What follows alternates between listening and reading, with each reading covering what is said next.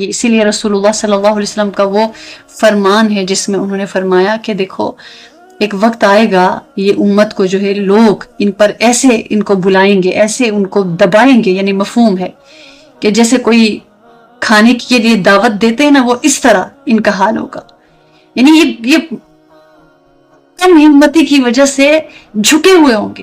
اور اس کم ہمتی کی وجہ اللہ کے محبوب نے بیان فرمائی، دنیا کی محبت اور موت کی نفرت. یہ دونوں چیزیں آپ کو اس دنیا میں نظر آ رہی ہیں. آج کل کے حالات دیکھیے گا، مجھے اور آپ کو کیا نظر آ رہا ہے اس دنیا میں.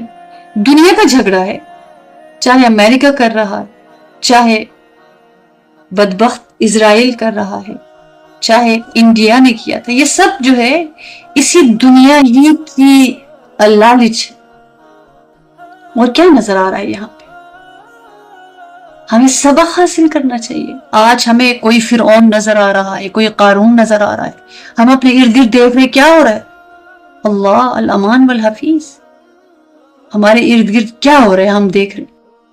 مطلب اگر آپ اس کی بیس پہ جا کر دیکھیں تو کیا نظر آتا ہے کہ بس یہ کہ دنیا، اس میں لوگوں کی کوئی حیثیت نہیں ہے. 200 300 1000 کتنے مر رہے ہیں، کوئی کسی کو اس سے کوئی سروکار نہیں. بس اس کو اس کا مقصد چاہیے، وہ اس کو مل جائے، بس کام تمام. اور اس دنیا میں انسان کی زندگی زیادہ سے زیادہ 100 سال، کم سے کم 50، کم سے کم کا کوئی پتہ نہیں. زیادہ سے زیادہ اگر جیے گا تو کتنا، اس کے بعد عقل کے ساتھ کتنا. ہمیں پتا ہے کہ بڑے عقل والے لوگ ہوتے ہیں جو ایک ایج پہ جاتے ہیں. اللہ اپنے کلام میں بلکہ فرماتے ہیں کہ وہ بچوں کی جیسی ان کی حالت ہو جاتی. تو اس لیے اس دنیا میں کتنا رہنا ہے. تو یہاں پر پھر دنیا کے لیے لڑائیاں، ہم نے سب سے زیادہ نقصان اس دنیا میں دنیا کے لیے لڑائیوں کی وجہ سے ہوا ہے. فرعون کہتا تھا میں سب سے بڑا ہوں. وہ کیا کہتا ہے؟ میں سب سے بڑا ہوں. اور لیکن ایک وقت آتا ہے وہ کہتا ہے میں کچھ بھی نہیں. یہ کہانی پرانی بھی ہے اور نئی بھی ہے. ہر اس شخص کی کہانی ہے جس نے خود کو خدا سمجھا اور پھر خود کو فنا ہوتا دیکھا بھی. میں سب سے عقل مند ہوں، میرے پاس سب کچھ ہے، میری حکومت ہمیشہ چلے گی. مگر میں جب حد سے بڑھ جائے نا تو اللہ کی پکڑ اسے خاک میں ملا دیتی. فرعون نے کیا کہا؟ انا ربکم الاعلی. میں صرف رب نہیں کہا اس نے، بلکہ کہا میں تمہارا سب سے بڑا رب ہوں. اللہ پاک نے فرمایا جس منہ سے تو نے خدائی کا دعویٰ کیا میں اسی منہ سے کہلواؤں گا کہ رب میں ہوں.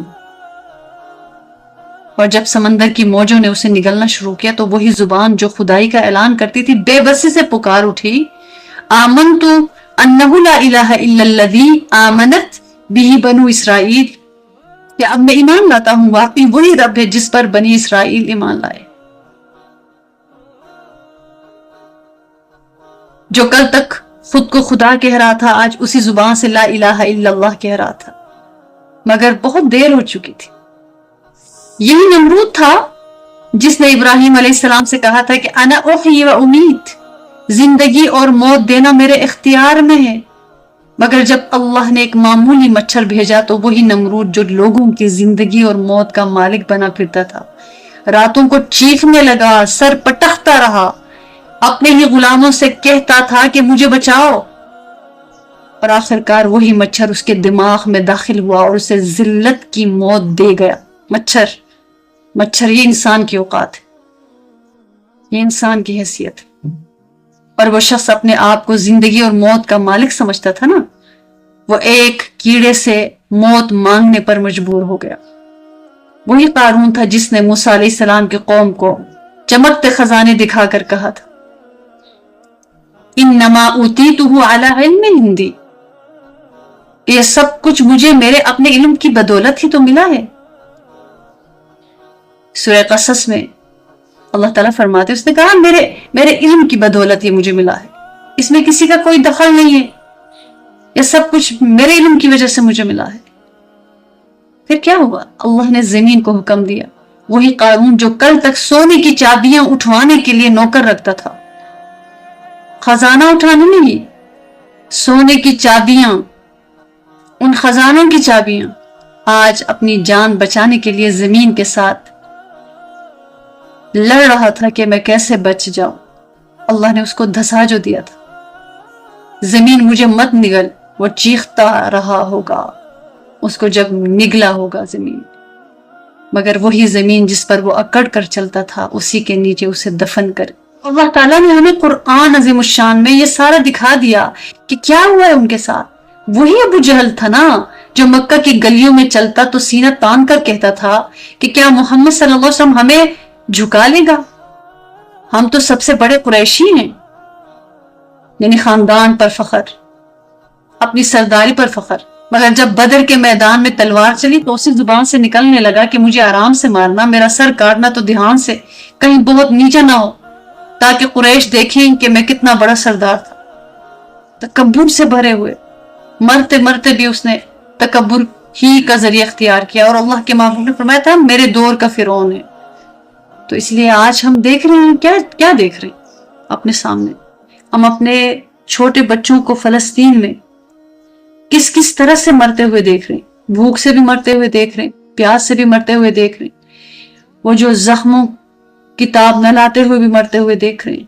ان کا علاج ہو رہا ہے، علاج کے لیے وہ پورا نظام نہیں ہے، اس وجہ سے بھی مرتے ہوئے دیکھ رہے ہیں. بم گرنے سے بھی شہید ہوتے ہوئے دیکھ رہے ہیں، گولیاں چلتی ہوئے تو مرتے ہوئے دیکھ رہے ہیں. اور وہ کرنے والا خدا ہی تو بنا ہوا ہے، اس دور کا خدا ہی تو بنا ہوا ہے. چودھری ہے پورے، جیسے گاؤں کا ہوتا ہے نا ظالم چودھری تو بنا ہوا ہے. اور اس کو پتا ہے کہ طاقت میرے ساتھ ہے، دنیا کی طاقت میرے ساتھ ہے. ایک پیشگوئی ہوئی تھی نا کہ ایک جانور کے اوپر میں نے دیکھا کہ ایک عورت سوار ہے. تو آج اسے اسرائیل کہا جاتا ہے.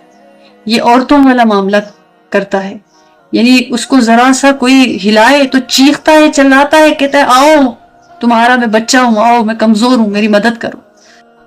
اور جب اس کو کھلا ہاتھ مل جاتا ہے دوسروں پر، دیکھیے اسی کو پروپیگنڈا کہا جاتا ہے نا، یعنی مسلمانوں کو دہشت گرد، ظالم اور پتہ نہیں کیا بنا کے پیش کر کے ان کو کرچی کر دینا. فلسطین میں بچوں کو مارتے ہوئے یہ کہہ دینا کہ حماس ہیومن شیلڈ کے طور پر استعمال کر رہا ہے بچوں کو.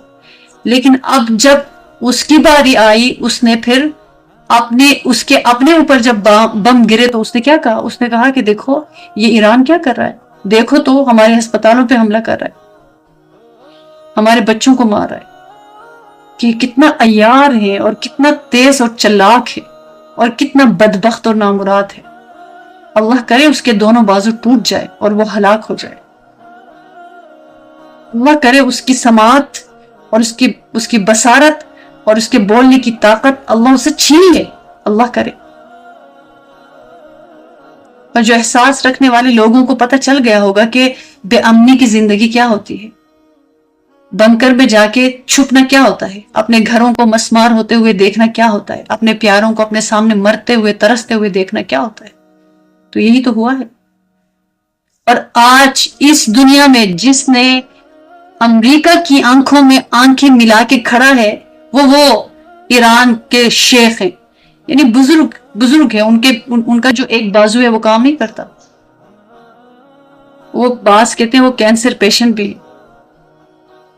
وہ ایمان کی طاقت، کلمے کی طاقت کی بنا پہ وہ اسرائیل کو وہ کچھ اور سمجھ رہے تھے، اس نے کچھ اور کر دکھایا. یہاں پہ بتانے کا مقصد یہ کہ ایمان کی طاقت بہت بڑی. کم ہمتی، ہم اس حدیث پاک کے اس ٹکڑے پہ آ رہے. کم ہمتی جو ہے نا یہ ہم سے بڑا نقصان کراتی ہے. اگر وہ بھی بھیک مانگ رہے ہوتے نا تو یہ اور بھی اوپر سوار ہو جاتا اور چودھری بن کے بیٹھ جاتا. انہوں نے کہا نہیں، ہم اللہ کا نام، اللہ پاک کا نام بڑا ہے. ڈٹ کے کہا کہ نہیں، ہمارے اوپر پابندیاں لگاؤ گے اور ہمیں آرڈر دو گے، ہم نہیں مانیں گے. ہم ایگریمنٹ پہ سائن نہیں کریں گے. ہم سے ہمارے طریقے سے بات کرو، برابری کی سطح پہ آ کے، اور وہ بات ہمیں سمجھ آئے پھر ہم مانیں گے. دیکھیے کیا حالات ہو رہے ہیں. اللہ تعالیٰ ہمارے وہاں پہ سارے بہن بھائیوں کی حفاظت فرمائے، کیونکہ ہمارا ان سے تعلق کلمے کا ہے اور اس میں بڑی کشش ہوتی ہے. ہم اپنی دعاؤں میں ان کے لیے ان کو مانگیں، ان کی خیریت مانگے وہاں کے لوگوں کی. اللہ تعالیٰ ان کو اپنی حفاظت میں رکھے، اللہ تعالیٰ ان کے اسباب میں طاقت اور قوت پیدا فرمائے. اور دیکھیے نا کہ مسلمان ہے نا، ہم مسلکی اختلافات میں ایسے موقعوں پہ نا نہیں جاتا ہے. ایک ہونے کی ضرورت ہے، ایک دوسرے کے لیے دعا کریں، ہم سے جو ہو سکتا ہے ہم وہ کریں. ہم کیا کر سکتے ہیں، ہم اپنا جو ہمارا کردار کیا ہو سکتا ہے، ہماری ذمہ داری کیا ہو سکتی ہے، ہمیں ضرور اس چیز کا خیال رکھنا چاہیے. اس وقت فرقہ بندی کا اور مسلک پرستی کا وقت نہیں ہے، اتحاد کا، امت ہونے کا وقت ہے.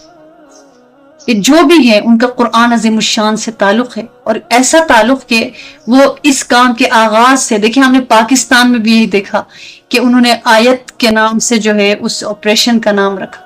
مسلمان ہے نا، اللہ کے اوپر ایمان ہے، اللہ کے کلام کی عظمتوں کو جانتے ہیں، اور وہاں پر بھی قرآن عظیم الشان کو سامنے رکھتے ہوئے، تلاوت کرتے ہوئے، دعا مانگتے ہوئے کام کا آغاز ہوا. اللہ پر ایمان ہے نا، اللہ پر ایمان رکھنے والا کم ہمت نہیں ہوتا. کم ہمت جیسے ہی بندہ ہو جائے اس پر کفر اور اس پر باطل سوار ہو جاتا ہے. چاہے وہ آپ خاندان میں سمجھ لیجئے، معاشرے میں سمجھ لیجئے. ہماری کم ہمتی ہے نا، ہم نے معاشرے میں ان چیزوں کو آنے دیا، ان کو اڈاپٹ کیا. آنے کیا دینا، ہم نے لے بھی لیا.